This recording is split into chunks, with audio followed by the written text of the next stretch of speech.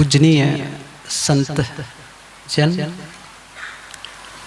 सम्माननीय धर्म प्रेमी भाइयों एवं श्रद्धामती माता बहनों, हम सबके जीवन में दो प्रकार की आवश्यकताएं होती हैं।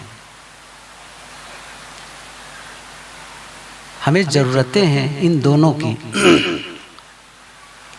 एक वह जो दिखाई देता है, दूसरा वह जो दिखाई नहीं देता, दृश्य और अदृश्य। आप लोग अपनी भाषा में कहते हैं विजुअल एंड इनविजुअल। जो दिखाई दे वह, उसकी जरूरत है हमें, लेकिन केवल वही नहीं, उसकी भी जरूरत है जो हमें दिखाई नहीं देती है। दिखाई देने वाली चीजों में क्या है? दृश्य क्या है? भोजन, कपड़े, मकान, गाड़ी, मोटर, मोबाइल और बहुत सारा सामान। आप घर में जाना और देखना क्या क्या दिखाई दे रही हैं। जरूरत है तब तो लाए हैं, जरूरत है तभी लाए हैं। तो वो सब क्या है? आपकी आवश्यकताएं, जरूरत है। और एक वह जो दिखाई नहीं देती है। लेकिन जो दिखाई नहीं देती है इसका मतलब नहीं कि उसका पावर कम है या उसकी आवश्यकता कम है। उसकी आवश्यकता दिखाई देने वाली चीजों के बराबर है, बराबर है, कम नहीं है, बिल्कुल भी कम नहीं है। जैसे पेड़ दिखाई देता है, पेड़ की जड़ दिखाई देती है,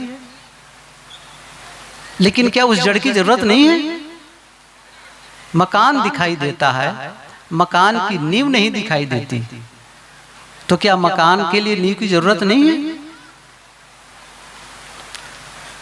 आपको बल्ब दिखता है, पंखे दिखते हैं, तार दिखता है, लेकिन विद्युत, इलेक्ट्रिसिटी वो दिखाई नहीं देती है।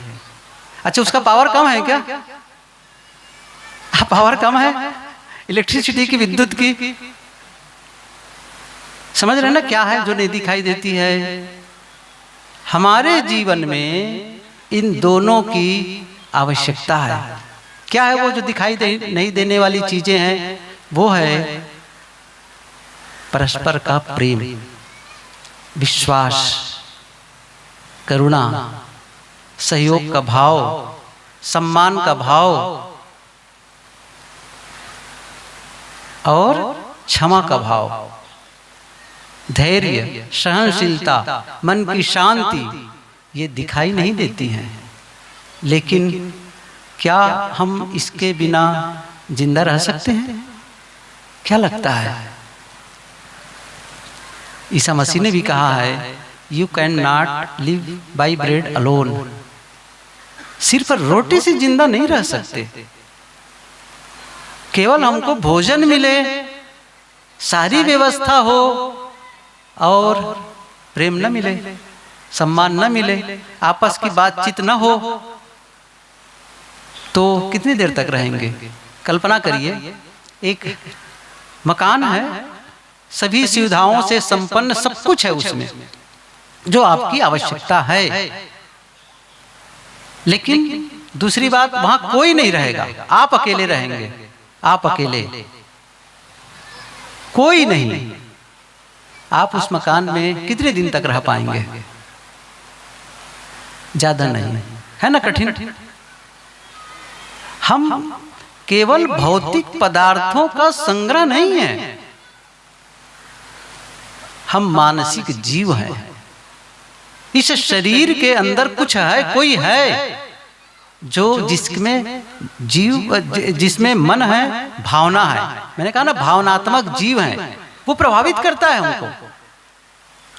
इसलिए जैसे हम शरीर को खुराक देते हैं, शरीर को भोजन देते हैं, उसी प्रकार उस मानसिक जगत को, उस अंतस को भी खुराक की आवश्यकता होती है।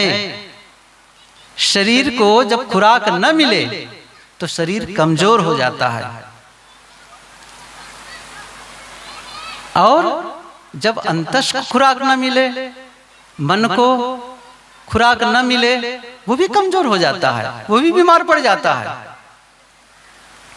शरीर जब कमजोर हो जाता है तो क्या होता है, बीमारी जल्दी लगती है, लग भी जाती जल्दी जाती नहीं है। कहते हैं ना रोग प्रतिरोधक क्षमता, इम्यूनिटी पावर। अच्छा कोरोना में कौन कौन बचा? जिनको कोरोना हुआ उसमें बचे कौन? अच्छा धनी लोग बचे, विद्वान लोग बचे, अच्छा डॉक्टर लोग बचे क्या? बचा कौन? जिसकी इम्यूनिटी स्ट्रांग थी, सही है ना, जिसका रोगों से लड़ने की क्षमता अधिक थी। इसी प्रकार दुख प्रतिरोधक क्षमता, समस्याओं से लड़ने की क्षमता, वो कहां से है? शरीर बल से नहीं, आत्मबल। वो आत्मबल बढ़ाना है, वो मनोबल बढ़ाना है, और उसके लिए हम खुराक दे ही नहीं रहे हैं। वो खुराक हमें चाहिए, और वो खुराक हमें अच्छे विचार, हमारे लिए हमारे अच्छे विचार जो हम ग्रहण करते हैं वो उसे शक्ति देता है। और दिखने वाली चीजों से कई बार न दिखने वाली चीजें हमारे लिए ज्यादा आवश्यक हो जाती हैं। कई बार आप कहेंगे भोजन तो सबसे बड़ी आवश्यकता है, मैं मानता हूं इस चीज को, भोजन के बिना जीवन नहीं चलेगा, ये भी सच है। लेकिन केवल भोजन, भोजन कैसा हो? कई बार आप देखेंगे इसके महत्व को, मैं इसको ले इस ढंग से बताऊं।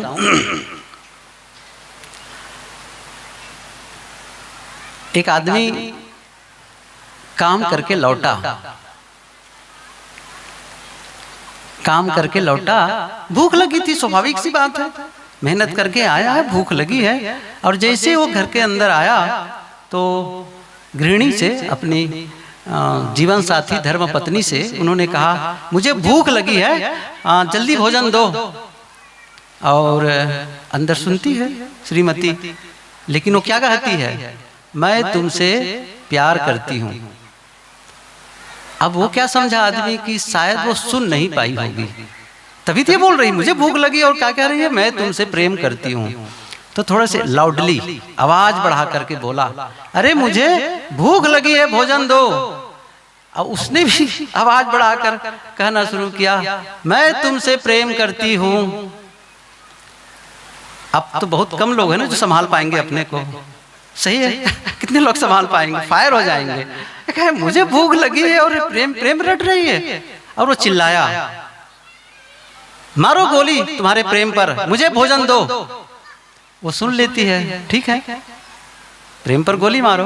तो क्या करती है, किचन में जाती है, थाली कटोरी रख करके भोजन सजा देती है और ले जा करके उसके सामने पटक देती, ले खाओ।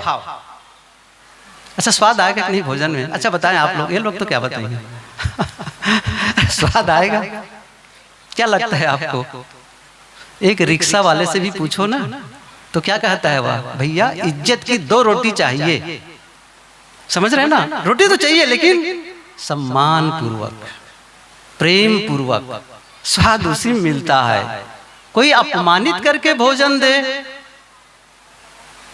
वो फिर हम देखो खा तो लेंगे कभी मजबूरी में, अंग नहीं लगेगा। सच तो ये है, अंग नहीं लगेगा। प्रेम पूर्वक बनाया हुआ भोजन, प्रेम और आदर पूर्वक दिया हुआ भोजन, वही हमारे शरीर में लग पाता है। त्रिष्कृत उच्छिष्ट भोजन नहीं, हम नहीं चाहते। हम मनुष्य है ना, सम्मानित जीवन जीना चाहते हैं। मैं सच बताऊं, एक भूख सबके अंदर है, सबके अंदर ना, ये नहीं कि आप नीचे बैठे हैं उनके अंदर, यहां से वहां तक के वहां तक के। बताओ कौन सी भूख है? सम्मान पाने की। क्या मैं गलत कह रहा हूं? सबके अंदर है, सब चाहते हैं मैं सराहा जाऊं, मेरी प्रशंसा हो, मुझे लोग जाने, प्रशंसा। तो फिर वो चीज कहां से, कौन देगा? दिखाई नहीं दे रही है, दिखाई नहीं दे रही। मैं इसको और थोड़ा सा क्लियरिफाई करूं। आपको भोजन में कितना समय लगता है भोजन करने में, जरा ख्याल करिए। भोजन आप, अच्छा ये भी पूछना पड़ेगा, कितने बार भोजन करते हैं बताओ। इधर तो कहेंगे 5-6 बार भी खा लेते हैं जब भी बीच में अवसर मिला बस इनपुट करते चले गए। लेकिन रियल क्या है, सुबह दोपहर शाम, सही है ना। चलो भाई ठीक है, सुबह ब्रेकफास्ट कर लिए, लंच हो गया, डिनर हो गया, हम लोग थोड़ा सा उसको दूसरे ढंग से कहते हैं जलपान भोजन, रात्रि का भोजन, ये हो गया। तो वो 3 समय जो आप भोजन करते हैं उसमें समय कितना लगता है। अच्छा मान लो जोड़ना है, सुविधा पूर्ण हो तो 20-20 मिनट तीनों को दे देते हैं, ठीक है। 20-20 मिनट कितने लगे, 1 घंटा 60 मिनट ना, 60 मिनट चाहिए आपको भोजन के लिए। 23 घंटा में कितने घंटे, 1 घंटा, बाकी समय कोई जरूरत नहीं। अच्छा प्रेम कितने घंटे चाहिए, 1 घंटा प्रेम, बाकी समय लड़ाई झगड़ा चलेगा। विश्वास कितने घंटे चाहिए आप बताइए, समझ रहे ना उसके महत्व को। लेकिन सच क्या है, जितना हम दिखाई देने वाली चीजों के लिए मेहनत करते हैं, क्या हम उसके लिए भी मेहनत करते हैं, नहीं करते हैं। वो अपने आप आने वाला नहीं है। प्रेम कहीं ऐसे थोड़ी कि कहीं से आ जाए। मैं कल ही शायद मैंने वो बातें कही थी, कबीर साहब की पंक्ति, प्रेम न बाड़ी उपजे, प्रेम न हाट बिकाए, राजा प्रजा जही रुचे, शीश दिए ले जाए। आप पैसे से प्रेम नहीं खरीद सकते हैं, पैसे से विश्वास नहीं खरीद सकते हैं। ये सब चीजें वही चीजें आप खरीद सकते हैं जो दिखाई देती हैं, जो दिखाई नहीं देती, जो सचमुच हमारे लिए बेहद महत्वपूर्ण है, वो दिखाई नहीं देता है और उसको हम बाहर से खरीद भी नहीं सकते हैं। जीवन की चीजें जीवन में ही आपको विकसित करनी होती है। इसका मतलब प्रेम ऐसा नहीं है कि कहीं बाहर है। अच्छा तो कहाँ है फिर, न तो दुकान में है, न तो खेत में है, बाहर नहीं है तो है कहाँ, सबके भीतर है। अच्छा सबके भीतर है, लेकिन क्या उसका फायदा मिल रहा है, फायदा मिल रहा है। देखिए मैंने कहा था ना, हर आदमी के भीतर में योग्यता है, हर आदमी के भीतर में, लेकिन उस योग्यता का इस्तेमाल, हम सबके भीतर योग्यता है। किसकी योग्यता है, प्रेम करने की योग्यता है, क्षमा करने की योग्यता है, विनम्रता की योग्यता है, धैर्य की योग्यता है, सहनशीलता की योग्यता है, सहयोग करने की योग्यता है कि नहीं, आदर करने की योग्यता है योग्यता। लेकिन उस योग्यता का उपयोग जब आप नहीं करेंगे तो आपके जीवन में वह उपयोगी नहीं होगा। इसलिए क्या करना है, उसका उपयोग। सबसे बड़ी बात यह है, वो शक्ति है, शक्ति का उद्घाटन। कल मैं थोड़ा संकेत भी किया था, सक्रिय कर दो उसको, सक्रिय कर दो, बार बार प्रयोग करो इस चीज को, बार बार। जितनी बार आप करते हैं उतनी उसकी शक्ति बढ़ती चली जाती है। तो प्रेम सबके भीतर है, तो क्या करना है, उसको बोना है। बढ़ाने का मतलब उसको, जैसे आप धान बढ़ाना चाहते हैं तो क्या करते हैं, खेत में बो देते हैं, थोड़ा बोते ज्यादा पाते हैं, यही तो नियम है ना। और जो देते हैं वो लूटते हैं, सीधी सी बात है। जो बोओगे वो काटोगे। अब यहाँ पर बात यह है कि प्रेम को बोना है, विश्वास को बोना है, तब तो बढ़े हमारे जीवन में, और तब उसका हमें लाभ भी मिले। सम्मान को बोना है, कैसे बोएं, कहाँ बोएं, खेत में बो नहीं सकते। देखिए ये जीवन का मसला है, जीवन का मामला है। जीवन का बीज जीवन में ही बोया जाता है, वो खेत का नहीं है। जीवन का बीज जीवन में ही बोया जाता है। कैसे, ये सूत्र जिसको कई बार मैंने आप लोगों के बीच कहा है, दूसरों के जीवन में जो आप बोते हैं उसे अपने जीवन में काटते हैं। फिर से रिपीट कर रहा हूं ना, बहुत महत्वपूर्ण वाक्य है, मुझे पसंद है इसलिए मैं दोहरा रहा हूं। दूसरों के जीवन में जो हम बोते हैं वही हम अपने जीवन में काटते हैं। थोड़ा सा ऑब्जर्व करना है, एनालिसिस, मतलब भीतर थोड़ा झांकना है, मैं क्या बो रहा हूं दूसरों को, मतलब समझ रहे हैं ना, आपके से अलग, चाहे वो पति हो, पत्नी हो, पिता हो, पुत्र हो, भाई हो, सास हो, बहू हो, पड़ोसी हो, सहकर्मी हो, जहां आप काम करते हैं, ऐसे जो भी मिले दूसरों के जीवन में जो आप बोते हैं अपने जीवन में काटते हैं। जो बीज आप खेत में बोते हैं क्या करते हैं, उसी की फसल काटते हैं। आप यदि क्रोध का बीज बोएंगे कौन सी फसल काटेंगे, क्रोध की फसल काटेंगे। अच्छा क्या नियम मैं बना रहा हूं, अच्छा कबीर साहब बनाए हैं, आप बताओ मुझे, ये कुदरत का संदेश है, कुदरत जीवन का नियम है, जीवन का नियम है, जीवन का।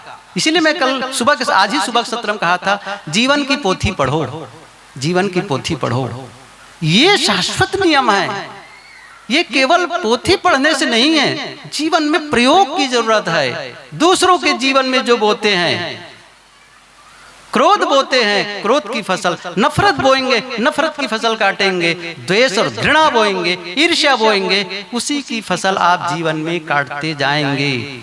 मनुष्य भूल चूक कर सकता है, प्रकृति कभी भी भूल नहीं करती, बिल्कुल एक्सैक्ट जो है वो लौट आती है, जो है वो लौट आती है।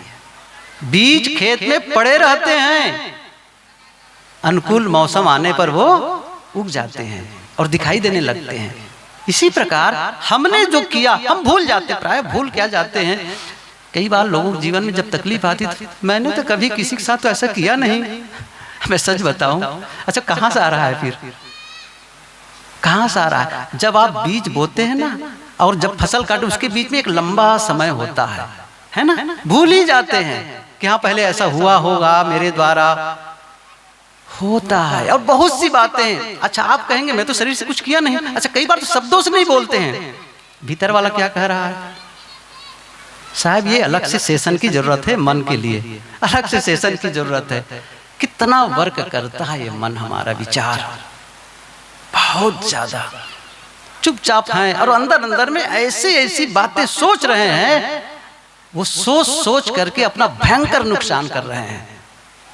आप सोचिए, आप अकेले बैठे हैं, किसी के लिए नफरत कर रहे हैं, किसी की याद आई, किसी ने आपको नुकसान किया हो, किसी ने कुछ भी किया हो, अपमान किया हो, कुछ भी किया हो, अब जैसे याद आई अब उसके लिए बदले का भाव जग रहा है, द्वेष का भाव जग रहा है, नफरत का भाव जग रहा है। आप जानते हैं कितना बड़ा नुकसान कर रहे हैं आप द्वेष करके। द्वेष करके कभी भी प्रगति संभव नहीं है। होता क्या है जनरली, आजकल जो गाड़ियां चली ना इलेक्ट्रिक, जो जैसे छोटी छोटी दो पहिए की गाड़ी चलती, एक्टिवा है, प्लेजर है, आजकल जो चली नहीं है, उसमें क्या होता है जनरली, एक हाथ में ब्रेक और दूसरे हाथ में एक्सीलरेटर होता है। आप क्या कर रहे हैं, गाड़ी को स्टार्ट किए, ब्रेक को जोर से दबाए हैं और इधर से एक्सीलरेटर को आप घुमा रहे हैं। अच्छा गाड़ी आगे बढ़ेगी, गाड़ी बढ़ेगी नहीं। अच्छा इंजन को नुकसान होगा, जरूर होगा।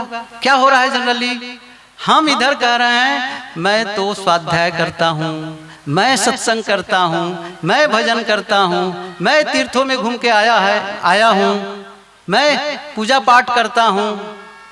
प्रश्न यह है वो क्या है, सब एक्सीलरेटर है। ब्रेक छोड़े कि नहीं छोड़े हैं, ब्रेक छोड़े कि नहीं छोड़े हैं।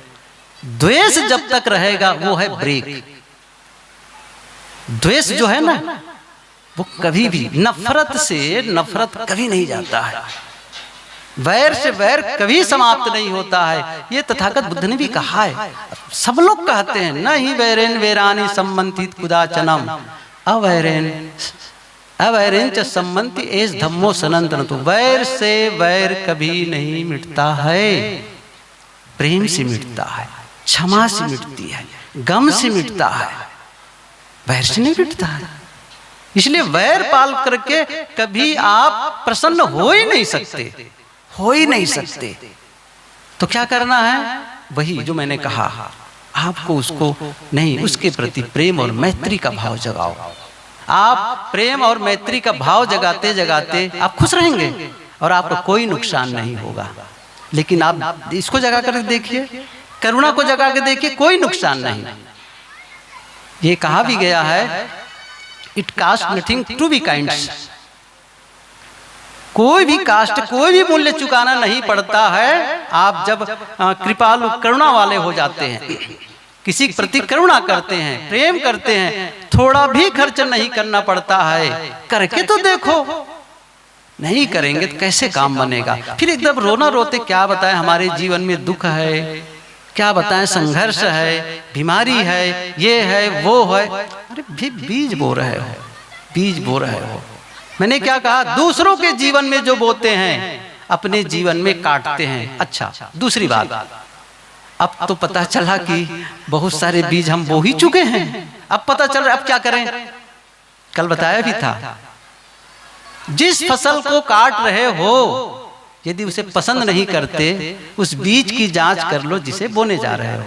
बस उसकी जांच कर लो।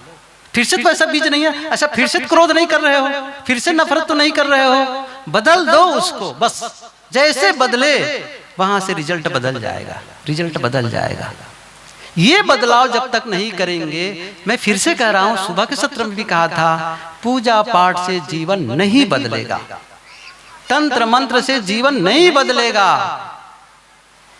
ये हम लोग जो कपड़ा पहन लिए सफेद, क्या कहते हैं, ऐसे जीवन बदल गया। मेरी बात तो माने, ईमानदारी से कह रहा हूं, कपड़े से नहीं बदलता है। अच्छा आप लोग कहेंगे नहीं जी बदल जाता है, मैं एक प्रयोग बताता हूँ। सफेद कपड़ा कहीं भी मिल जाएगा ना, अच्छा ना मिले मेरे पास आ जाना, मैं दे दूंगा, ठीक है। और कमरे अपना घर में ले जाना, एक कमरे में 2-3 घंटे के लिए सफेद कपड़ा पहन के बैठे रहना। आपको लगे कि मैं बदल गया, कभी नहीं होता है। आप कब बदलेंगे, हम कब बदलेंगे, जब हम स्वयं बदलेंगे। आप बदलेंगे तभी जीवन बदलेगा। और आपको बदलने का मतलब मैंने बताया, आपका सोचने का तरीका, बोलने का तरीका, करने का तरीका, यही तो बदलना है। तो बात यहां पर थी, मैं जो कह रहा था वो क्या है, परस्पर प्रेम, इसकी जरूरत है हमें। अच्छा प्रेम है क्या चीज, जरा सोचें, प्रेम है क्या चीज, प्रेम क्या है। एक पौधे की तरह होता है। जैसे पौधा होता है ना, पौधे को सींचते जाओ तो हरा भरा रहता है। और जैसे ही पौधे को सींचना बंद करो, वो कुम्हलाने लगता है, मुरझाने लगता है। क्या करना है, पौधे को सींचना है। प्रेम को भी सींचना है, सींचते रहो, नहीं तो फिर प्रेम भी कुम्हलाने लगता है, मुरझाने लगता है। कैसे पता चलेगा प्रेम मुरझा रहा है, कैसे पता चलेगा, कहां से पता चलेगा ये। देखो मैं कई बार कहा, जीवन आपको इंडिकेट करता है, संकेत करता है, वो सब बता रहा है। आप पढ़, इसलिए कहा ना पोथी, जीवन की पोथी पढ़ना सीखो, वो बता रहा है। कैसे पता चलेगा कि जीवन प्रेम सूख रहा है, बिल्कुल साफ है। जब आपस की हंसी चली जाती है, बातचीत कम होने लगती है, ये समझ लो प्रेम मुरझा रहा है। सींचो, वहीं पर जरूरत है। फिर से पुनर्स्थापना। जब पति और पत्नी आपस में हंस हंस के बातें करते हैं, पिता पुत्र हंस हंस के बातें करते हैं, भाई भाई, सास बहू, जब आपस में हंस हंस के बातें कर रहे हैं ना, प्रेम की धारा बह रही है, वहां फ्लो है, समझ रहे हैं ना। और जहां गए घर ऐसा पॉइंट टू पॉइंट बात होती, अच्छा कहाँ गए थे, क्या हुआ, खत्म, वार्ता का विषय ही खत्म हो गया इतनी जल्दी। आप ख्याल करिए, शुरू में जब शादी हुई रही होगी, शादी, अब मैं क्या कहूँ, शादी की बात भूल जाना चाहिए। जब वो एंगेजमेंट होता है ना, उसी समय मोबाइल का आदान प्रदान हो जाता है। शादी के पहले दोनों में इतनी वार्ता हो जाती है, शादी के बाद में सोचते क्या बात करें, अब तो होता है क्या बात करें, सब बातें खत्म हो गई है, जो भी करने थी बातें पूरी हो गई है, अब क्या होगा, अब तो केवल आगे वाले बच्चा है थोड़ा सा टकराए वाला। नहीं, ये मत करो, वार्ता का विषय खत्म ही नहीं होता है। जहां प्रेम होता है वहां, और जहां थोड़ा से तनावपूर्ण स्थिति बनी, बचना चाहते हैं, हर कोई बचना चाहता है, सही है ना, बचना चाहते हैं। आपको पता चल गया कुछ तो है मिसिंग लिंक, कहीं तो प्रेम सूख रहा है, अब सींचना है इसको, अब सींचना है। अच्छा ये प्रश्न आता है, अच्छा सींचने का क्या मतलब है, एक एक चीज को समझे। सींचने का क्या मतलब है, सींचने का मतलब होता है आपके द्वारा कुछ ऐसा व्यवहार हो, चाहे उनसे बात करके, उनको समय दे करके, उनको कुछ सामान दे करके, उनके अच्छे कामों की प्रशंसा करके, वादा करके, निभा करके, वादा करो और निभा दो। ये सारी चीजें जितनी आप करते हैं, उस पर ट्रस्ट, विश्वास करके, जितना विश्वास उनके प्रति करते हैं, ये क्या है? सींचना। ये सींचना। जब आप ये काम करते हैं और सामने वाले को महसूस कराते हैं मेरी उपस्थिति इनको पसंद है, या आप कहते हैं मैं आपको पसंद करता हूं, आप रहते हैं मेरे साथ, अच्छा लगता है। और क्या कहते हैं? समय समय बीच बीच में एक शब्द भी बोलते हैं, thank you for being in my life. अच्छा, बोलते भी नहीं है ना? अच्छा, क्यों नहीं बोलते हैं? आप लोग ख्याल करिए, अपने धर्म पत्नी से इसके पहले कभी जीवन में, कभी इसके पहले कितने साल पहले बोले हैं कि मैं आपसे बहुत प्रेम करता हूं? नहीं बोलेंगे, है ना? नहीं बोलेंगे। अच्छा, क्यों? लाज लगती है। अच्छा, डांटने में लाज नहीं लगती है? डांटने में लाज नहीं लगती है? अरे भाई, सही बात है ना, प्रेम करना कोई गलत है क्या भाई? उसी के लिए शादी करके लाए हैं। अच्छा, मैं एक सच्ची घटना बताता हूँ। WTC, वर्ल्ड ट्रेड सेंटर, वो शायद 20 साल से ज्यादा हो गए ना, वहां पर हमला हुआ था। वो हवाई जहाज के माध्यम से उसको टकराया गया था, और वहां वो कितना है, 100 मंजिल से भी ज्यादा, वर्ल्ड ट्रेड सेंटर बहुत प्रसिद्ध है ना, पुराने लोग तो सब जानते हैं। अमेरिका में एक बिल्डिंग जिसको ध्वस्त कर दिए थे आतंकवादी, और लादेन अब नामे ले दो, अब तो साफ है, लादेन कह लो ना। लादेन कह लो, वो सही है। तो उसने ऐसा करवाया था। मैं बताना क्या चाहता हूं, जब वहां रहने वालों को पता चला अब बिल्डिंग जल रही है और हम में से कोई बचने वाला नहीं है, तब क्या हुआ?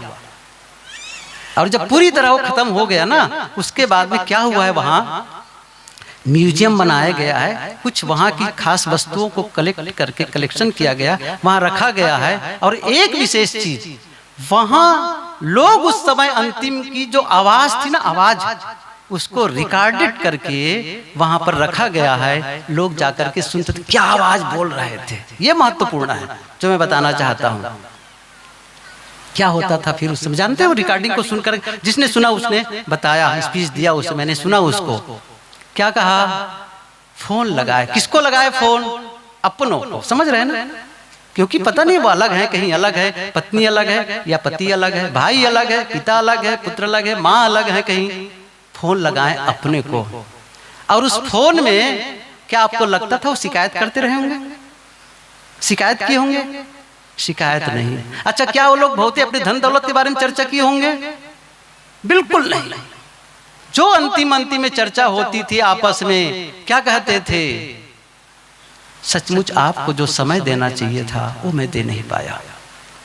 पिता से कह रहा मैं आपको समय नहीं दे पाया, और मेरे भीतर में तो था आपके प्रति प्रेम का भाव, लेकिन कभी मैं प्रकट नहीं कर पाया, प्रकट नहीं कर पाया उस चीज को। ये टीस अंदर में ऐसी चीजें थी जो अब सोच रहे कितना रो रहे हैं उस समय, और वो आवाज भेज रहे हैं, और क्या, मुझे क्षमा कर दो, मेरे से गलती हो गई। सोच रहे कितनी आवाज दर्द भरी, और उनको पता है कि वो अंतिम स्थिति आने वाली है। ये सारी चीजों को लेकर के आपस में रो रहे थे। न वो किसी बंटवारे की चर्चा करते थे, न धन दौलत की चर्चा करते थे, यही कि हम आपके साथ में सही ढंग से जीवन नहीं बिता पाए, ये मुझे अफसोस है।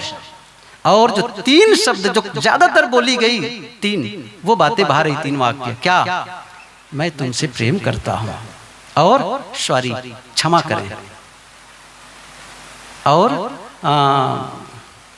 मैं तुमसे प्रेम करता हूँ, क्षमा करता हूँ, और तीसरी बात थैंक यू, थैंक यू, धन्यवाद। ये शब्द जोड़ो। जब आपको अच्छा लगता है किसी का काम, धन्यवाद कहो, धन्यवाद। एक बहुत बड़ी गलती हो जाती है हम लोगों से, इसको मैं इस ढंग से बताता हूँ, भावनात्मक अकाउंट। अकाउंट समझ रहे हैं? सभी समझेंगे अकाउंट। एक लेखक हुए हैं स्टीफन आर कवी, the 7 habits of highly effective people, अति प्रभावकारी लोगों की 7 आदतें। उसमें यह बात आई है, उसमें बात आई थी। विश्व प्रसिद्ध पुस्तक है, कोई भी पढ़ सकता है। भावनात्मक अकाउंट के विषय में उन्होंने बताया है। जैसे आप जो भी आप जमा करते हैं सेविंग अकाउंट में, वही आप विड्रॉल करते हैं, वही विड्रॉल करते हैं। क्या आपने भावनाओं के अकाउंट में अच्छी बातें, सकारात्मक बातें आपने जमा की है? अर्थात किसी के दिल में आपने ऐसा जगह बनाई है, ऐसा डिपॉजिट किया है। मैंने कहा ना, सींचने का मतलब वही है, जब आप उनके कामों की प्रशंसा करते हैं, जब उनके पास समय देते हैं, बैठने के लिए तो समय देते हैं। देखिए एक चीज बताता हूं मैं, आप किसी को गिफ्ट देते हैं, कपड़ा देते हैं या फिर जेवर देते हैं या फिर कोई खाने पीने की चीजें देते हैं, आप क्या दे रहे हैं पता है? आप अपने कमाई का हिस्सा दे रहे हैं। सही है ना? कमाई का हिस्सा दे रहे हैं। लेकिन जब आप उनके पास में आधा घंटा 1 घंटा बैठ करके समय देते हैं, आप क्या समझ रहे हैं? ये अपने जीवन का हिस्सा दे रहे हैं। क्या दे रहे हैं? क्या उनके पास यही है डिपॉजिट। जब कोई अच्छा काम करे प्रशंसा, कोई गलती हो गई क्षमा, ये डिपॉजिट, ये डिपॉजिट है, ये डिपॉजिट है। वादा कर दिए निभा दिए, ये डिपॉजिट है, ये डिपॉजिट, यही विश्वास करना उनके प्रति, ये डिपॉजिट है। लेकिन विड्रॉल क्या है? जब आप डांटते हैं, सही है ना? जब उनकी आलोचना करते हैं, उनकी गलतियों पर, ये क्या है? विड्रॉल करना है। कहीं ऐसा ना हो आप डिपॉजिट से ज्यादा विड्रॉल करते हैं, और ज्यादातर लोग करते हैं, ज्यादातर लोग करते हैं। वो अकाउंट ही खाली है। अब बताओ, आपके बैंक में 50,000 रुपया है और आपने चेक कितने काट दिया? 75,000। क्या होगा? आप समझ गए ना? क्लेम बनता है। यही तो कर रहे हैं। रोज अच्छा भोजन बनाती है देवियां, रोज प्रशंसा होती है? नहीं, उनका तो काम है बनाना, काम ही है बना, क्यों नहीं बनाए? ठीक है, लेकिन जब कभी भोजन में कोई त्रुटि हो गई, तब डांटने के लिए भी आपको कहना चाहिए ना, भाई मुझसे गलती हो सकती। नहीं, तुरंत डांटने लग जाते हैं। मैं एक सूत्र बताऊं, किसी की अच्छे कामों की यदि आपने प्रशंसा नहीं की है तो उनके गलतियों पर डांटने का अधिकार आपको है ही नहीं। इस भेद को समझें। किसी के अच्छे कामों को की प्रशंसा आपने नहीं की, आपके ही बच्चे हैं, उनके छोटे छोटे काम की प्रशंसा करिए। जब वो गलती करे तो जरूर बोलो इस चीज को, ऐसा नहीं कि नहीं बोलना है। लेकिन क्या आपने उसकी प्रशंसा किया? क्या आपने जगह बनाई है अपने उनके दिल पे? उनके दिल पे जगह बनाए आप? डिपॉजिट किए हैं कि केवल विड्रॉल चल रहा है? बहुत नुकसान करता है केवल डांट फटकार। और ये सब जहां पिता हो जाते हैं बच्चों को, तो वो डांट फटकार वो समझते ही हैं, थोड़ा डांट फटकार के रखो। अच्छा, ये नहीं कहते प्रेम से रखो। कितना आप डांटेंगे? मैं नहीं कह रहा हूं कि जरूरत पड़ने पर न डांटे। देखिए, बच्चे अच्छा करें तो जरूर बोलो, लेकिन गलती करें जब अच्छा करें, आपका बेटा है सीने से लगाओ, लेकिन जब गलती करे थोड़ा कोहनी से भी मारने की हिम्मत रखो। ऐसा नहीं कि हर समय उनको बिगाड़ते रहो, कुछ भी हो, हर काम में गलत हो, प्रश्न तो नहीं। अच्छा, वो तो अमुक चीज खाता है, गुटका, अरे ठीक है ना, आजकल के बच्चे थोड़ा बहुत कभी कभी खा ही लेते हैं। अच्छा, अमुक वो गलती कर रहा है, अरे नहीं जी वो नहीं करता है। आप जितना बच्चों की सपोर्ट करेंगे गलत ढंग से, वो बिगड़ते चले जाएंगे। आप उनको जरूर बताइए इस चीज को। मैं इसके लिए एक उदाहरण बताया करता हूँ। घटना दिल्ली में, एक दरवाजे पर, घर पर ऐसे खटखट की आवाज आई। रात में 12 बज गए थे। खुला, मकान मालिक उठा और उठ कर कहा कि भाई कौन दरवाजा खटखटा रहा है? तो 12 से ज्यादा बज गए थे, आधी रात से ज्यादा हो गया था समय। खोला दरवाजा, देखा पुलिस अफसर और कई सिपाही खड़े। अरे क्यों आए आप हमारे यहाँ? उन्होंने एक फोटो दिखाया, आप इसे जानते हैं? हाँ, ये मेरा बेटा है, हम उसे गिरफ्तार करने आए। अच्छा, क्या बात है? फिर बताया कि ये कुछ वहाँ इंडिया गेट के पास में कुछ लड़कियों के साथ ही छेड़खानी कर रहे थे लोग, और भी लोग थे, और हम गिरफ्तार करने। अच्छा ठीक है, रुको मैं आता हूँ। गया, लड़का सो रहा था, जगाया और पूछा, अच्छा तुमने क्या हरकत की है? अब चूंकि इतना सभ्य घर था, वो सिर झुका करके चुपचाप खड़ा रहा, कोई उत्तर नहीं दिया। पिता समझ गए इसने जरूर गलती की है। आया, पुलिस से कहता है कि मेरे बेटे को गिरफ्तार कर लो। वो गिरफ्तार करके ले जा रहे थे। फिर उन्हें जो अफसर था पुलिस का, बड़ा अधिकारी, उनको कहा सुनिए इधर आइए थोड़ा सा। 5,000 रुपया निकाले। और 5,000 रुपये निकाल कर क्या कहते हैं, क्या कह रहे हैं, 5,000 रुपया आपको मैं दे रहा हूँ, मेरे बेटे की ठीक से पिटाई करना ताकि ये फिर कभी जीवन में किसी लड़की को छेड़ना सदा के लिए भूल जाए। मैंने क्या कहा, सबक सिखाना भी जरूरी है। और हम लोग क्या करते बताऊं, 5,000 नहीं 10,000 रुपये देते, मेरे बेटे को छोड़ दो। क्या मैं सच कह रहा हूं? क्या सिखा रहे हैं आप, क्या संस्कार दे रहे हैं अपने बच्चों को? उनको अच्छे संस्कार देना बहुत जरूरी है, बहुत जरूरी है। किसी ने कहा ना कि बच्चे को खिलौना न दो, कुछ देर तक रोएगा, और संस्कार न दो, जीवन भर रोएगा। ये दायित्व है, ये तो अलग ही विषय है। ये कहना कि भाई बच्चों को संस्कार कहाँ से शुरू करें, कहाँ से शुरू करें, उनको उनकी शिक्षा कहाँ से हो, ये गुरुदेव जी कहा करते थे। किसी ने पूछा बच्चे की शिक्षा कब से प्रारंभ हो, क्या उत्तर दिया, बच्चे के जन्म से 20 साल पहले। क्या कहा, गुरु ने कहा 20 साल पहले, अभी बच्चा ही जन्म नहीं लिया तो कैसे शिक्षा दें? उत्तर देने वाले ने क्या कहा, जो युवक और युवती जैसा बच्चा चाहते हैं 20 साल पहले से अपने आप को निर्मित करना शुरू कर दें, बनाना शुरू कर दें। जैसा सांचा होगा ईंट भी तो वैसी बनेगी। आप कैसे बना रहे हैं? आपका बोलने का ढंग, आपका व्यवहार करने का ढंग, बड़ों के साथ, घर वालों के साथ में, जो आपसे बड़े हैं छोटे हैं, कैसे बिहेव करते हैं। अच्छा, आप मेहमान आते हैं फिर कैसे करते हैं? जनरली होता क्या है, मेहमान आएंगे तो बड़े स्वागत वागत, और जैसे कहेंगे उसकी बुराई, या पहले पता चला वो क्यों आ रहा है, क्या है। भोजन में मेहमान कुछ आए हुए थे, घर में सब बैठे थे, 4 साल का पप्पू राजू आया और मेहमानों को देखते हुए कहते हैं, तो आप लोग क्या है, मरने के लिए आए हैं क्या अंकल? ये चौंक गए, क्या कर रहे? और दादी ने कहा चुप चुप, बेकार की बातें करते, कैसे बोल रहे हो तुम? अरे मुझे क्या पता, सुबह ही तो मम्मी कह रही थी, मुझे पता होता कि वो लोग यहीं मरने आकर मरेंगे तो मैं छुट्टी कहीं अलग चली जाती। होता है ना। अब बेचारा हो क्या, वो तो जो है बता दिया। वो क्या संस्कार दे रहे हैं? यदि आपके शब्द ही गलत निकलते हैं, आपके शब्द में कटुता है, क्रोध है, वो रिकॉर्डिंग हो रही, वो भी सेविंग अकाउंट है, समझ लीजिए, उसको भी कहते हैं। बच्चे का मतलब डिपॉजिट, और वही वो लौटाने वाले हैं आपके बुढ़ापे में। जो आप जमा करेंगे वो लौटाएंगे।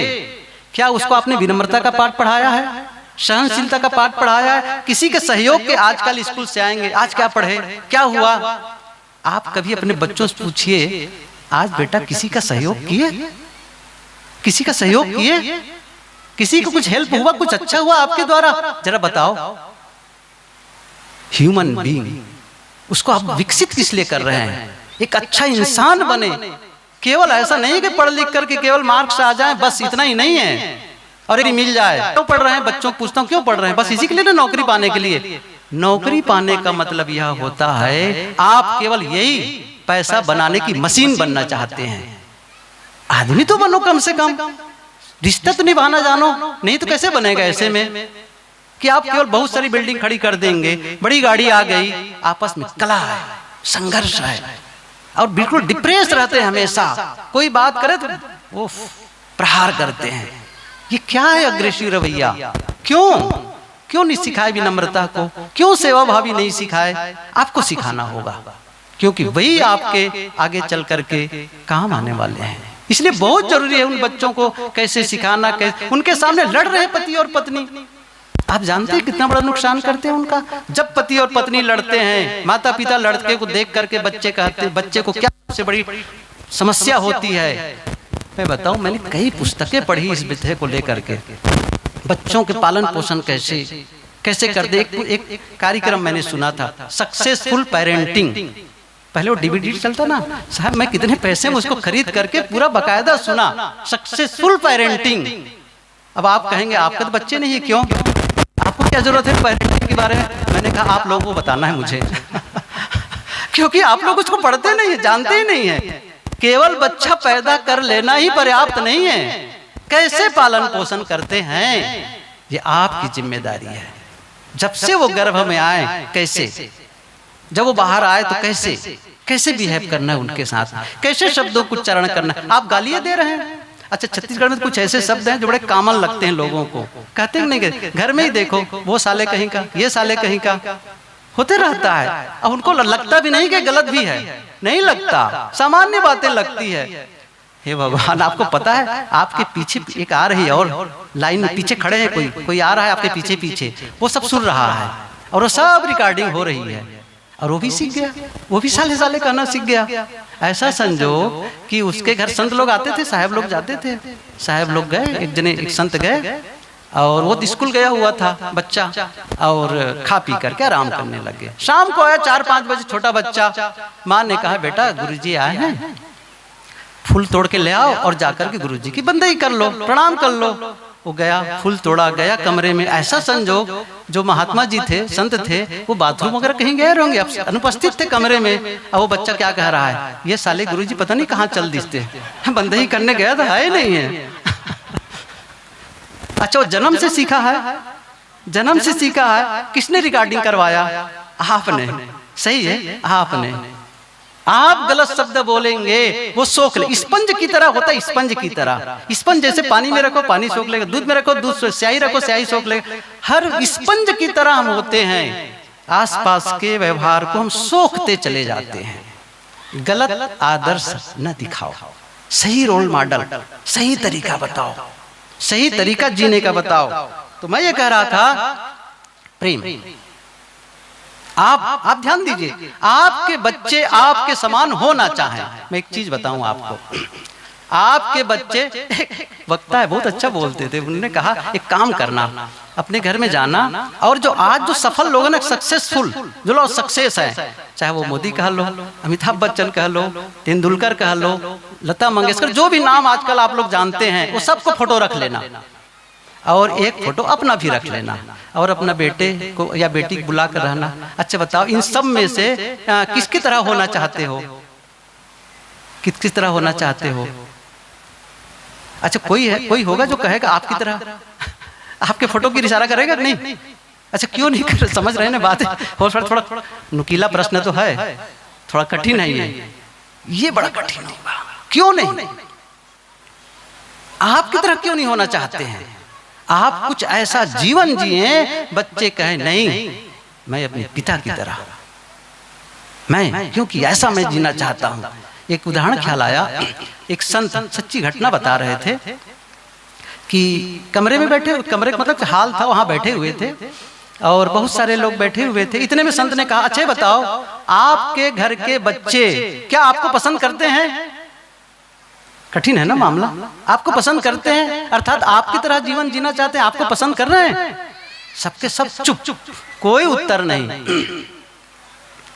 15 दिन के बाद, 15 या 20 दिन के बाद एक व्यक्ति आया उस संत के पास में और कहा, महाराज जी, आज से 15-20 दिन पहले आपने एक प्रश्न पूछा था सबसे, क्या आपके बच्चे आपको पसंद करते हैं, आप उनको अच्छे लगते हैं? आप उस दिन तो कुछ नहीं कहा, लेकिन आज कुछ कहने आया हूं। मेरी एक बेटी है, शादी के लायक हो गई है और उनके लिए मुझे पति ढूंढना था, वर। इधर तो उल्टा है ना, पत्नी मतलब वधू कहने की जीवन साथी, लड़के पक्ष के लोग जाते हैं और वहाँ थोड़ा उधर है दूसरा मामला कि वो लड़की पक्ष के लोग लड़का ढूंढने जाते हैं। तो मुझे अपनी बेटी के लिए साथी खोजना था, अर्थात दमाद मुझे जाना था खोजने के लिए। फिर मैंने बेटी से पूछ लिया, बेटी ये बताओ तुम्हें कैसा साथी चाहिए, धनवान चाहिए, रूपवान चाहिए या विद्वान चाहिए? अब ऐसी स्थिति में बेटी क्या उत्तर दे? उसने कहा, पिताजी आपका विषय है, आपका विषय, जैसे चाहे वैसे आप चुनाव करें, लेकिन फिर भी आपने पूछा तो चाहे वो विद्वान हो, चाहे धनवान हो, चाहे रूपवान हो, मैं चाहती हूँ वो अच्छा स्वभाव वाला हो। क्या कहा? अच्छा स्वभाव वाला हो। मैं असमंजस में पड़ा, अच्छा स्वभाव का क्या मतलब? मैंने बेटी से पूछा, अच्छा बेटी अच्छा स्वभाव का क्या मतलब है?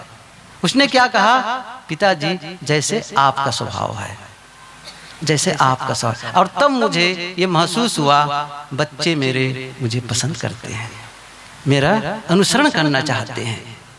क्या आप ये आदर्श बच्चों के सामने प्रस्तुत करना चाहते हैं? आपकी जिम्मेदारी है, आपकी।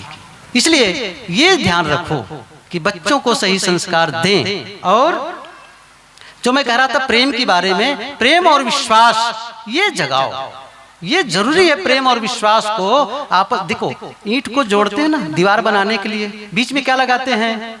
गारा। किसका? बालू और सीमेंट का। ऐसे ही मनुष्यों को जोड़ने वाला गारा प्रेम और विश्वास। जैसे ही सीमेंट कमजोर होता है ईंटें बिखरने लगती हैं, और जहां प्रेम और विश्वास कम हुआ तब भाई भाई साथ में एक भाई कहता है नहीं मैं अलग रहूंगा भैया। अच्छा क्या भोजन नहीं मिल रहा है क्या? कपड़े नहीं मिल रहे हैं? प्रेम कमजोर हो गया है। मैंने कहा ना इसके लिए फिर से सींचो, फिर से प्रयास करो। ठीक है कभी अलग होना भी गलत नहीं है, लेकिन फिर भी प्रेम बाद में भी बना रहे। ऐसा नहीं कि नफरत और द्वेष होने लग जाए, नहीं, अलग होकर के भी प्रेम का प्रवाह बना रहे। प्रेम है क्या चीज? क्या यही है जिसको कबीर साहब जी ने कहा ढाई आकर प्रेम का? क्या यही है एक दूसरे के रूप सौंदर्य को देख करके मैं तुमसे प्रेम करता हूं, मैं तुमसे प्रेम करता हूं? यही है प्रेम? क्या कहें कबीर साहब जी? प्रेम का अर्थ क्या है? प्रेम का मतलब है दूसरे के हित की चिंता। ये सूत्र याद रखो, दूसरे के हित की चिंता। अर्थात पति ये चिंता कर रहा है मैं ऐसा कौन सा काम करूं, ऐसा कौन सा व्यवहार करूं जिससे मैं अपनी पत्नी को अधिक से अधिक आराम दे सकूं और अधिक से अधिक प्रसन्नता दे सकूं। अच्छा पत्नी भी सोच रही है मैं ऐसा कौन सा व्यवहार करूं जिससे मैं अपने पति अर्थात जीवन साथी को अधिक से अधिक प्रसन्नता दे सकूं और उन्हें आराम दे सकूं। चिंता, पति चिंता कर रही है पत्नी की, पत्नी चिंता कर रही है पति की, पिता पुत्र, सास बहू। क्या होगा? प्रेम पनपेगा, विकसित होगा, वही संबंध मजबूत रहेगा। इसलिए आप किसी को, घर वालों को सामान दे दो, साड़ी दे दो, गहना दे दो, लेकिन उनके बारे में गलत सोच रहे हैं, जरा ध्यान दीजिए। पत्नी को आपने बहुत सारा सामान दिया लेकिन उनके बारे में दुर्भावना है, नफरत है। आपको क्या लगता है वो खुश हो जाएगी? आपको खुश हो जाएगी? नहीं होगी भाई। आप समझ रहे हैं ना, ये जो भावनात्मक जो इलेक्ट्रोमैग्नेटिक फील्ड है इसकी जो फ्रीक्वेंसी ना विचारों से भी बढ़कर है। एक होता है विचार, एक होता है हमारी भावना। विचार निकलता है, विचार आते हैं मस्तिष्क से और भावनाएं उत्पन्न होती हृदय से। तो विचारों को तो हम शब्दों के माध्यम से भेज देते हैं, लेकिन भावनाओं के लिए शब्द नहीं होते हैं। इसलिए हृदय की आवाज निकलती है और सीधे हृदय तक जाती है, सीधे हृदय तक जाती है और उसकी गति विचारों से ज्यादा तेज है। विचारों से मैं बोल रहा हूं या बाद में सुनेंगे, मेरी भावना को आप पहले पकड़ देंगे। इतनी तेज होती है इसकी जो फील्ड है, कितने 500 से भी ज्यादा इसका फ्रीक्वेंसी ज्यादा तेज है, इसकी बहुत गति है। जैसे कहते हैं विद्युत की गति, प्रकाश की गति, ये समझ लो ऐसे ही है अंतर इसमें। इतने अंतर है। कैसे? आपके घर कोई मेहमान आया, अच्छा मेहमान का मतलब जो मैं कह रहा हूं अनवांटेड गेस्ट, अनवांटेड गेस्ट वह गेस्ट, वह मेहमान जिसको आप पसंद नहीं कर रहे हैं आ रहा है। अच्छा दरवाजे की मर्यादा रखनी पड़ेगी ना। आप क्या कहेंगे? आइए आइए बैठिए बैठिए। क्या कह रहे हैं? शब्द से। शब्द क्या कह रहा है? मुंह क्या कह रहा है? आइए बैठिए। भीतर क्या कह रहा है? ये बदमाश क्यों आ गया? समझ रहे हैं ना? तो वो जो आइए कह रहे हैं ना, बैठिए, वो बाद में पहुंचेगा और आप जो भीतर बोल रहे हैं वो पहले पहुंचेगा। आपके चेहरे को देखकर जान जाएगा मेरा आना इनको पसंद नहीं है। एक मेहमान समझ सकता है, पत्नी नहीं समझेगी, पति नहीं समझेंगे। साथ साथ इतना रहते हैं एक दूसरे के, मैं बताऊं वो चेहरा देख के जान जाएंगे। चेहरा बोलता है कि नहीं बोलता? चेहरा बताओ। अच्छा आंख बोलती है, जरा बताओ आंख बोलती कि नहीं बोलती है? सब समझ रहे हैं ना? आंखों से कैसी कितनी बातें होती है। एक होता है वर्बल लैंग्वेज और दूसरा होता है बॉडी लैंग्वेज। जो मैं बोल रहा हूं ये क्या है? ये लैंग्वेज, वर्बल लैंग्वेज जिसे कहा जाता है। एक है बॉडी लैंग्वेज, देह भाषा, शरीर की भाषा। वो क्या है? आंख, आंख से आप बोलते हैं। दुनिया, एक लेखक नेपोलियन हिल उसने लिखा है, दुनिया में ऐसे लोगों की कमी नहीं है जो आपकी आंख के रास्ते से आपके दिल तक पहुंच जाते हैं और वहां सर्वाधिक छिपे हुए विचार को पढ़ लेते हैं। अच्छा एक शब्द सुने होंगे आप लोग, कुदृष्टि। पढ़े सुने नहीं है, मतलब उनकी आंख उसमें सही नहीं है, उसकी आंख सही नहीं है। अच्छा, आंखों को पढ़ने की क्षमता किसमें ज्यादा है? इन देवियों में। मैं नमन करता हूं, सबसे ज्यादा किसी की आंख देखकर जान जाती हैं, इनकी आंख में या तो प्रेम है कि वासना है, क्या है वो देख के जान जाती हैं। यदि उनके सामने आपकी विकार है भीतर का, वो प्रकट हो जाएगा आंखों से। और क्या कहेंगे? उनकी आंख ठीक नहीं है उस आदमी की। मैंने सुना इस चीज को, गुरुदेव जी के पास बता रहे थे एक आदमी कैसा हो गया, और वहां घर की महिलाओं ने कहा कि उनकी आंख ठीक नहीं है। एक बार और किसी ने कहा था मुझे, मैंने कहा कमाल है, और फिर पढ़ा इन बातों को मैंने पुस्तकों में, मैंने कहा वाह क्या मैच किया है एक दूसरे की बातें। कहाँ लिखने, 7 समुंदर पार किसी लेखक ने लिखा, और मैंने सुना इस चीज को आंखों को देख करके। आंख, इसलिए अंतस, आंख आत्मा की खिड़की है। आंख क्या है? आत्मा की खिड़की। वो सब संदेश जा रहा है, संभाल के रखो भीतर को अंतस कैसा है, नहीं तो बाहर निकल रहा है। किसके माध्यम से? आंख के माध्यम से। किसके माध्यम से? चेहरे के माध्यम से। आपका चेहरा प्रकट कर देगा। आप छुपाओ, नहीं छुपा सकते, नहीं छुपा सकते। कहा है ना, फिल्म वाले लोग गीत गाते हैं, लाख छिपाए छिप नहीं सकता, राज हो कितना गहरा, दिल की बात बता देता है असली नकली चेहरा। छुपाओगे कहाँ जाओगे? वो निकल जाएगा चेहरा से, वो दिखेगा चेहरा। नहीं, ये झूठ बोल रहा है, ये कुछ तो है दाल में काला, कुछ बातें हैं जो छिपाई जा रही है। इसलिए क्या करना है? वो कहाँ से निकल रहा है? अंतस। शुरू से कह रहा हूं ना, किसकी शुद्धि? अंतस। शब्द बदलने की कोई जरूरत नहीं है, अंतस, क्योंकि वहीं से आ रहा है, वहीं से। क्या प्रेम है पत्नी के प्रति? फिर आप सामान्य सामान दे तो कोई फर्क नहीं पड़ेगा। यदि उनके प्रति नफरत है, द्वेष है, घृणा है, कोई काम नहीं आएगा। सामान हमेशा ध्यान रखो, कोई काम नहीं आएगा। क्या काम आएगा? आप भीतर से क्या भेज रहे हैं, वस्तु क्या दे रहे हैं, ये सब सेकेंडरी है। भीतर से क्या भेज रहे हैं, हित की चिंता है, उनके प्रति अच्छा भाव है, इसलिए अंतस को ठीक करिए सबके प्रति। यही होता है ना सास बहू में भी, दूसरे से हमेशा फड़फड़ाते रहते। फिर अब क्या हो रहा है? अंदर बड़बड़ बड़बड़ चल रहा है, उनके प्रति विरोध विरोध विरोध। वापस वापस जो आप वही वापस आता है, वो प्रेम का भाव।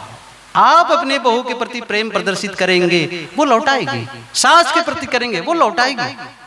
नहीं कर रहे हैं, क्यों नहीं? अच्छा, मान लो सामने वाला नहीं समझ रहा, आप तो अपने प्रयास करिए इस चीज को, फिर आएगा वापस। आएगा। बंजर भूमि को भी कमाई करनी पड़ती है, सही है कि नहीं? आजकल उसमें भी पैदावारी हो जाती है। कुछ तो करो इसके काम के लिए। लेकिन मान लो सामने वाला नहीं भी बदलते, आपको तो लगेगा संतुष्टि होगी, कम से कम मैंने तो अपने आप को बर्बाद नहीं किया ना, उसके चलते मैंने तो ठीक किया ना अपने आप को। इसलिए बहुत जरूरी है परस्पर का प्रेम। और वस्तु और व्यक्ति, ध्यान दो, वस्तु का महत्व नहीं है, महत्व है व्यक्ति का। गुरुदेव जी कहा करते थे, धन धन नहीं है, जन धन है। धन धन नहीं है, धन कहीं कम ज्यादा हो, छूट जाए, टूट जाए, खराब हो जाए, कोई बात नहीं है। जन तो ठीक है ना, अपनों तो ठीक है ना, ये ध्यान रखो, हमेशा ध्यान रखो। वो ठीक होना चाहिए, उसको नुकसान ना हो, उसके प्रति प्रेम हो, तो कभी भी उसके लिए फर्क नहीं पड़ेगा। एक धनी आदमी, बहुत धनी आदमी, पत्नी के जन्मदिन पर एक कार गिफ्ट ले आया वो, और उनको एक चाबी सौंपते हुए कहा, आपके जन्मदिन के अवसर पर आपको एक कार भेंट करता हूँ। पत्नी खुश हो गई, वाह क्या बात है, और धन्यवाद देती है। और क्या फिर वो पति ने क्या कहा, मैं बच्चों को संभालता हूँ कुछ देर के लिए, नई गाड़ी है, थोड़ा से घूम के आ जाओ। उसने कहा बिल्कुल। चाबी लेती है, पार्किंग से गाड़ी निकालती है और चली जाती है रनवे में।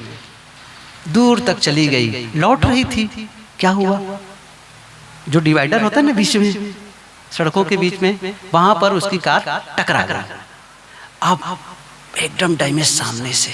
उसने कहा उफ, आज भी शोरूम से आज गाड़ी आई है, गाड़ी की स्थिति, बिल्कुल आंखें से आंसू निकलने लग गए। इतने में ट्रैफिक पुलिस आ गई, मैडम आप अपना कागज दिखाइए, गाड़ी का भी, अपना ड्राइविंग लाइसेंस वगैरह।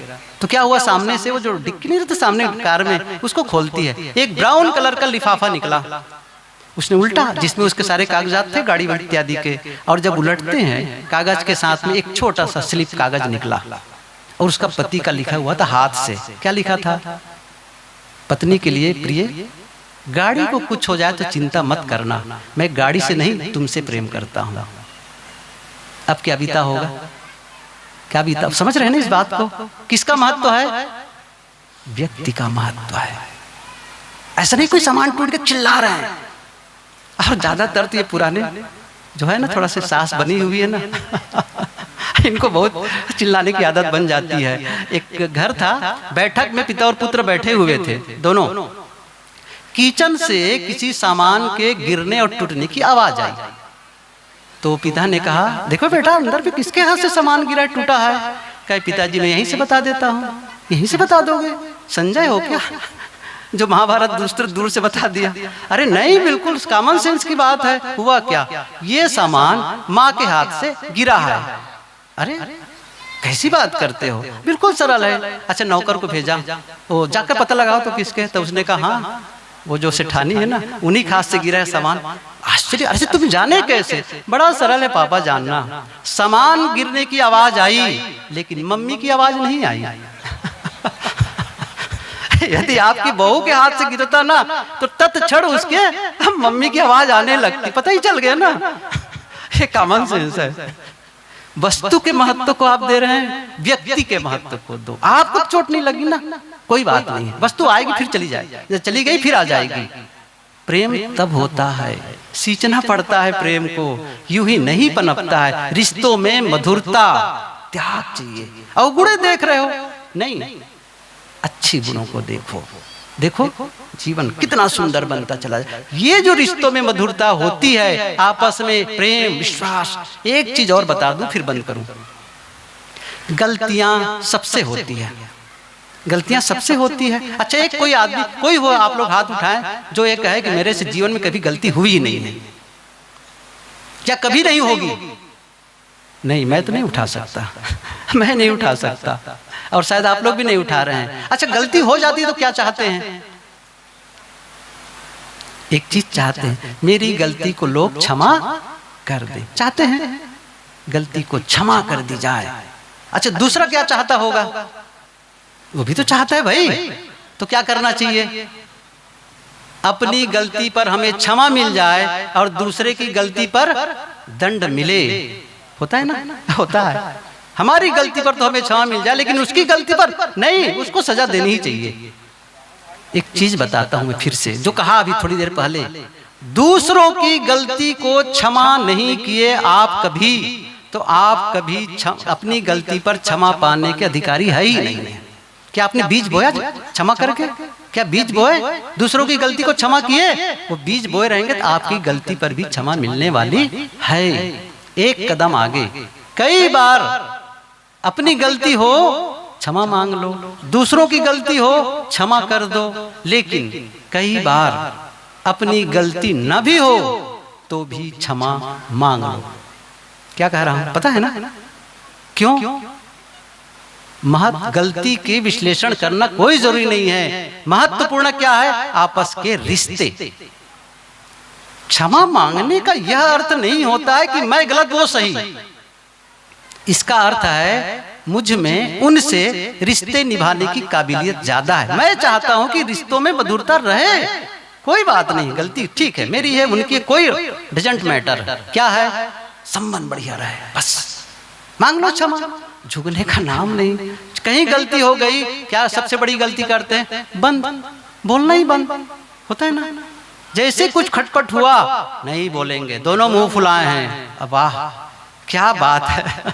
अच्छा जब मैं कई बार पूछता हूँ लोगों से, अच्छा 7 फेरा करते समय क्या संकल्प लिए थे? क्या ऐसा करेंगे कहा के? नहीं लिए थे ना, फिर काहे का झंझट कर रहे हो? नहीं। अरे भाई बोलना क्यों बंद कर दिए आप? अरे हो गई ना गलती, कहो ना सॉरी, ठीक है भाई छोड़ दें सब चीजों को कह करके। नहीं, उसको याद रखें। मैं क्यों क्षमा मांगू? मैं पति हूँ, मैं पति परमेश्वर हूँ ना। अच्छा किस मामले में आप परमेश्वर हैं जरा बताएं? क्या है विशेषता, है योग्यता परमेश्वर बनने की? आप ही क्षमा मांग लीजिए ना, झुक जाइए। झुकने वाला बड़ा होता है। जो तराजू का पल्ला झुकता है वही में ज्यादा समान होता है, और जो ऊपर चला गया वो आप झुकिए। आप पिता है, कोई बात नहीं, झुक जाइए बेटे के सामने, गलती है कोई बात नहीं, ठीक है मेरी गलती हो गई बेटे, कोई बात नहीं है। देखो कितनी जल्दी रिलेशनशिप में फिर से वापस वो दरार है ना, फिर से भरने लग जाती है, फिर से। ऐसे ही सास बहू किसी भी रिश्ते में मांग लो क्षमा, कोई दिक्कत नहीं, बोलती बंद मत करो, बोलो हमेशा वापस में। नहीं तो क्या होता है, पति पत्नी घर में है, सब एक ही घर में रहेंगे, बातचीत नहीं करेंगे। अच्छा एक ही घर, एक ही कमरे में रहेंगे, बातचीत नहीं करेंगे। एक ही कमरा मत कहो, एक ही बिस्तर पर सोएंगे ना, एक पूरब तरफ मुंह फुलाए, दूसरा पश्चिम तरफ मुंह फुलाए है, इससे बड़ा नरक है कोई? यही तो नरक है। बात करो, बात करो। पति पत्नी बहुत दिन से बात नहीं कर रहे थे, पति समझ रहा था बड़ा झंझट है, कैसे बात की शुरुआत करे समझ नहीं आ रहा है, ये तो ठीक है नहीं लग रहा है। एक दिन करीब 11:30 बजे रात में खाट के नीचे कुछ ढूंढने लगा, वो खटपट होने लगा। अब पत्नी सोई थी ऊपर, उसकी भी नींद खुल गई। अब थोड़ा से 10-15 मिनट तो सब्र करती है, ठीक है जो भी करें। अब फिर भी उसका खटर पटर बंद नहीं हुआ तो बड़ा परेशान हो गई। फिर उसने जोर से पूछती, जोर से, क्या खोज रहे हो? पति ने कहा बस मिल गया मिल गया मिल गया। अरे क्या मिल गया? अरे तुम्हारी आवाज खोज रहा था। वो मिल गई, क्या दिक्कत है ऐसे मत करने? कोई बात नहीं, कोई तरीका तो अपनाओ भाई, कोई तो तरीका अपनाओ वापस आने के लिए, सही है नहीं? एक पति और पत्नी दोनों बहुत प्रेम से रहते थे। हुआ क्या, आपस में किसी बात को लेकर के खटपट हो गया। अच्छा बिना सोचे समझे कई बार ऐसे ऐसे निर्णय ले लेते हैं, बिल्कुल गलत होता है। और दोनों बस बढ़ता गया और बढ़ते बढ़ते क्या कह डाले, हो जाए तलाक। हाँ हो जाए तलाक, जोश में होश तो रहता नहीं है। कुछ देर के बाद ठंडा आया, तो बड़ा गड़बड़ हो गया। अब क्या करें? अगर तलाक, देखो तलाक तब होगा, देखो थोड़ा सा आप वो कर रहे हैं, तलाक तब होगा जब हमारी, देखो ना गमला रखा है ना कमरे में, कमरे के उस पर बाहर में, वो गमले का जो पौधा है ना, जिस दिन सूख जाएगा उसी दिन तलाक ले लेंगे, ठीक है भाई? तो दोनों ने तय किया कि भाई जब तक वो सूखेगा नहीं, हरा रहेगा, तब तक हम लोग तलाक नहीं लेंगे। अब क्या हुआ, रात में पत्नी उठती थी, रात में आधी रात से ज्यादा समय, और चुपके से पानी डाल देती थी ताकि सूखने ना पाए। क्योंकि तलाक जैसे कोई बातें नहीं, बेकार की बातें बढ़ गई बतंगड़। फिर एक दिन पति भी यही करता था, रात में उठता था और पानी डाल देता था। ऐसा संजोग कि दोनों एक दिन उठे और पानी डाल रहे थे, वहीं टकरा गए। कहा ये, फिर बहुत रोए, क्या हम लोग नादानी कर रहे थे, ऐसी गलती हम कभी नहीं करेंगे। यदि गलती हो भी जाए कोई बात नहीं, छोड़ दो, रात गई बात गई, पकड़ के मत बैठे रहो। आज की बात को कैरी फॉरवर्ड मत करो अगले दिन के लिए, वहीं खत्म, क्षमा कर दो, बात खत्म हो गई। इसलिए ये जब काम करते हैं तो फिर अच्छा ऐसा करेंगे तो रिश्तों में मधुरता होगी कि नहीं होगी? मैं पूछ रहा हूँ, होगी कि नहीं होगी? संबंध अच्छे होंगे, आपस में प्रेम होगा, और जहां पर घर का वातावरण स्वर्गमय है वहीं पर आत्मा और परमात्मा की चर्चा भी संभव है, वही संभव है। क्योंकि अब भूमि तैयार है, अब बीज बो, बस अब बीज बो, अब सत्य का बीज बो, भक्ति का बीज बो, परमात्मा का बीज बो, आत्मा का बीज बो। और ये चूंकि आपने अपने भीतर को कमाई कर ली है, पारिवारिक कमाई कर ली है, तो निश्चित रूप से वहां पर अंकुर फूटने वाले हैं। तो इस प्रकार कुछ बातें मैंने आप लोगों के बीच रखी। आज मैंने शुरू में क्या कहा, कुछ चीजें हैं जो दिखाई देती हैं और कुछ ऐसी हैं जो दिखाई नहीं देती, और दोनों की आवश्यकता है। केवल दिखाई देने वाली चीजों को के लिए हम मेहनत न करें, सोचे कि ये हो जाएगा तो वो भी हो जाएगा, बहुत सारा धन आ जाएगा, गाड़ी आ जाएगी, मकान बन जाएगा, कीमती कपड़े हो जाएंगे, प्रेम भी आ जाएगा। नहीं आता भाई, विश्वास भी आएगा, नहीं आता है। विश्वास को बनाए रखना पड़ता है, और कई बार तो प्रेम से भी बढ़ के विश्वास होता है। विश्वास करो, पति कहीं भी है, मैं विश्वास करती हूँ, वो बिल्कुल सही है, मैं विश्वास करती हूँ। इसी प्रकार पति विश्वास करे, पत्नी कोई बात नहीं, मैं पूर्ण विश्वास करता हूँ अपनी पत्नी के लिए, वो बिल्कुल सही कर रही है। ये जो विश्वास है ना, ये जो संदेश भेज रहे हैं ना, मैसेज भीतर भीतर जो वाइब्रेशन डाल रहे हैं ना, ये इतना मधुर बनाता है रिश्तों को, बहुत, ये बहुत जरूरी है। एक दूसरे के हित की चिंता करें, और जब ऐसा करेंगे और बच्चों को अच्छे संस्कार दें, गलती होने पर क्षमा मांग लो, दूसरों की गलती पर क्षमा कर दो, ये कुछ ऐसी बातें हैं जिसको जीवन में निर्धारण कर लेते हैं तो हमारा जीवन सुंदर हो जाता है। आप सबको बहुत बहुत धन्यवाद। हाँ वही मैं कह रहा, ठीक है। तो अपनी वाणी को विराम देता हूँ। एक बात कहूँ मैं, हमारे श्री डोमलाल साहू जी जो बस समापन की ओर है, उनका सेवा कार्य बिल्कुल सेवा निवृत्त होने वाले हैं। और मेरे साथी जो विजय जी हैं, ये जो देख रहे हैं हमें से ना, सब हम लोग इलाहाबाद में साथ साथ रहने वालों में से हैं यहाँ से वहाँ तक के। तो विजय जी साथ में हम लोग रहते थे, उनका फ़ोन गया कि साहब ऐसी ऐसी बात है और उनका कार्यक्रम होना है रिटायरमेंट के पहले। मैंने कहा ठीक है, फिर भी थोड़ा सा डिसमिस हो रहा था, ऐसा कुछ कल कर किल कांटा बैठ गया, आया और अब वो सेवा निवृत्त हो रहे हैं। मेरा उनसे बस एक ही अपील है, निवेदन है कि आप अभी तक परिवार के लिए, समाज के लिए, स्कूली बच्चों के लिए बहुत कुछ किए। अब जो समय बचा है खुद के लिए भी निकालें। निजी जीवन, अभी तक व्यवसायिक जीवन, अब खुद के लिए समय निकालें। अधिक से अधिक आप अपने समय को साधना, भजन, स्वाध्याय, इस प्रकार की धर्म चर्चा हो, इस प्रकार से लोगों को सही दिशा बताने के लिए आपके ही पढ़ाई स्टूडेंट आते हों, आपके ही आसपास के स्टूडेंट्स हों, उनको सही दिशा निर्देश दें, अच्छा माहौल बनाने में सहयोग करें, तो आपका जीवन अच्छा होगा। और अब बहुत दिन तक काम किए, अब थोड़ा समय निकले, थोड़ा से संतों का आश्रम में भी जाकर थोड़ा घूम टहल लें, सही है ना। बाद में समझ पहले तो मिलता नहीं है, अब थोड़ा सा देख लें, चलते हैं भैया अमुक आश्रम, थोड़ा घूम टहल आए, चलो वहाँ देख के आते हैं, वहाँ रहते हैं कुछ दिन। इस प्रकार जब करेंगे तो जो भी जीवन का हिस्सा बचा है, समय बचा है, उसका सही उपयोग करना शुरू कर दें। तो मास्टर साहब बड़े शालीन, बहुत विनम्र, और निश्चित रूप से आपकी प्रशंसा आप सभी लोग जानते हैं। मेरे से संपर्क कम होता रहा, लेकिन जितना मैंने जाना उनमें विनम्र। सुबह ही जाते हैं हम लोग, जब जहाँ रहते हैं ना कमरे घर में, सुबह जाएंगे झाड़ू लगाने लगते हैं मैंने कहा एक दिन हमारे साथी अरविंद जी ने कहा, उन्होंने कहा साहब लड़कियों को बुलाते, अरे बुलाने की जरूरत नहीं है, ये झाड़ू लगा देते हैं, हमारे साथी पोछा लगा देते हैं, सब कुछ वो भी सब काम कर लेते हैं। तो कितनी सरलता और विनम्रता है, जो किसी काम को भी वो छोटा नहीं मानते हैं, करने में संकोच नहीं करते। तो निश्चित रूप से उन्होंने मेहनत करके ये जो विकास किया है, धन का विकास, परिवार का विकास, मानसिक विकास, तो उनके लिए भी ढेर सारी शुभकामना है। जो अब जो निवृत्त परायण जीवन है वो सुखद हो, मंगलमय हो, स्वास्थ्यवर्धक हो। इन्हीं शुभकामनाओं के साथ आप सभी को धन्यवाद देते हुए अपनी वाणी को विराम देता हूँ।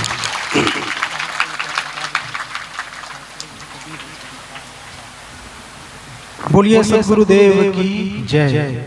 अभी हम सब गुरुदेव जी के आशीर्वचन से लाभ ले रहे थे।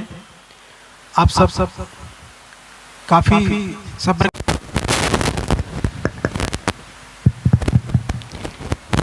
बोलिए सद्गुरुदेव की जय।